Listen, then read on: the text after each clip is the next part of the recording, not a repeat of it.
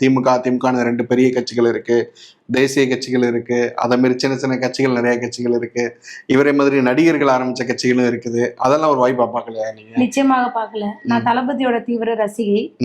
அது மட்டும் இல்லாம அவர் இப்போ ட்ரெண்ட்ல பாத்தீங்கன்னா புகழின் உச்சியில இருக்காரு. அப்படிப்பட்டவர் எல்லாத்தையும் விட்டுட்டு தமிழ்நாடை காப்பாற்றணும், மக்களை காப்பாற்றணும் அப்படின்னு சொல்லிட்டு எல்லாத்தையும் விட்டுட்டு வர்றாரு சேவாயமான பாணியோட. இதை விட்டா தமிழ்நாடை காப்பாத்துறதுக்கு யார் இருக்கா? அதனாலதான் நான் வந்திருக்கேன்.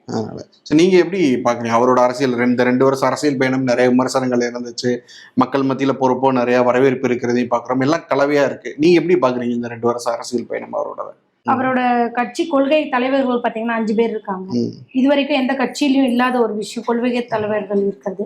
இன்னொன்னு பாத்தீங்கன்னா பிறப்போக்கும் எல்லா உயிருக்கும் சொல்லியிருக்காரு. அதனால எங்களை பொறுத்த வரைக்கும் ஜாதி மதம் பேதம் கடந்த ஒரு அரசியலா இருக்கு. இன்னொன்னு சமூக சேவை மட்டும் இல்ல, எல்லா தரப்புல இருந்தும் எல்லா மாதிரியான ஆளுங்களையும் சட்டமன்ற உறுப்பினரா கொண்டு வரணும் அப்படின்னு சொல்லியிருக்காரு. இன்னொன்னு என்னன்னா அடிப்படை மக்கள் கிட்ட ஒருத்தரா தினமும் பேசக்கூடிய அளவுல இருக்கக்கூடிய ஒருத்தரை தான் அவர் தேர்ந்தெடுத்திருக்காரு. அதனால அது ஒரு புது யுக்தின்னு சொல்ல முடியாது.